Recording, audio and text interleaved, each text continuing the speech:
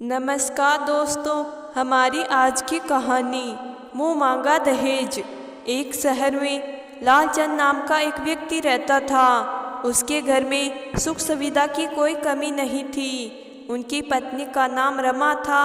उनके दो बेटियां थीं, देविका और रागिनी। देविका की शादी के लिए अच्छे घर और सरकारी नौकरी वाला वर देखा और उसके साथ अपनी बेटी की शादी कर दी। शादी में खूब दहेज दिया, 10 तोला सोना और चांदी, सुख सुविधा का सभी सामान बढ़ चढ़कर दिया। ससुराल वालों के कहे अनुसार मुंह मांगा दहेज देकर देविका की विदाई की गई थी। देविका की शादी को 4 साल हो चुके थे, फिर भी किसी न किसी बहाने देविका के ससुराल वालों ने दहेज लेने का सिलसिला जारी रखा था। देविका के पति और परिवार वाले दूसरे लोगों के सामने दिखावा करने के लिए उसे पत्नी और बहू का दर्जा देते थे। देविका अपने ससुराल में नौकरानी जैसी जिंदगी जीने लगी।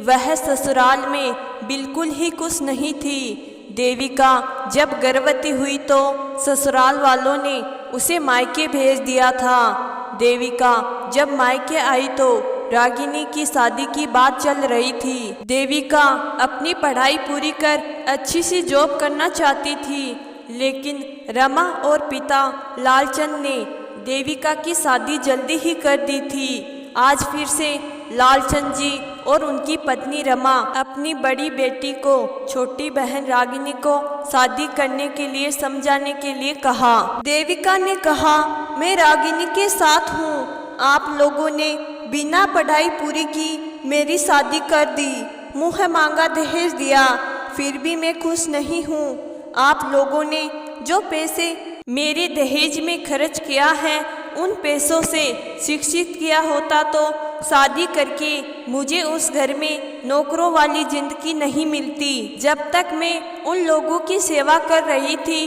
तो उन्होंने कभी मुझे मायके नहीं भेजा। अब जब मुझे उन लोगों की ज़रूरत है तो उन लोगों ने मुझे मायके भेज दिया।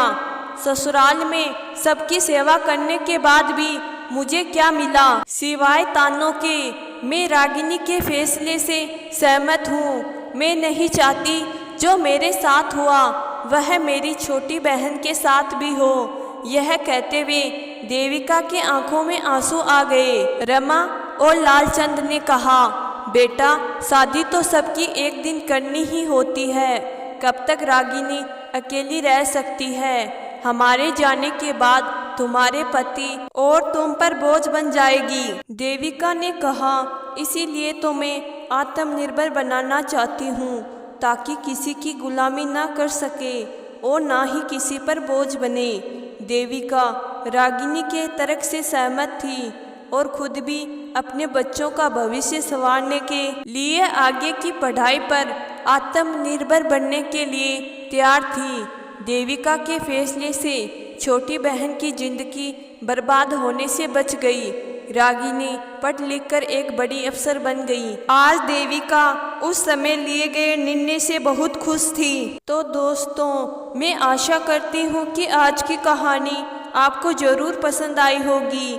कहानी पसंद आई है तो कहानी को लाइक और चैनल को ज़रूर सब्सक्राइब करिएगा। धन्यवाद।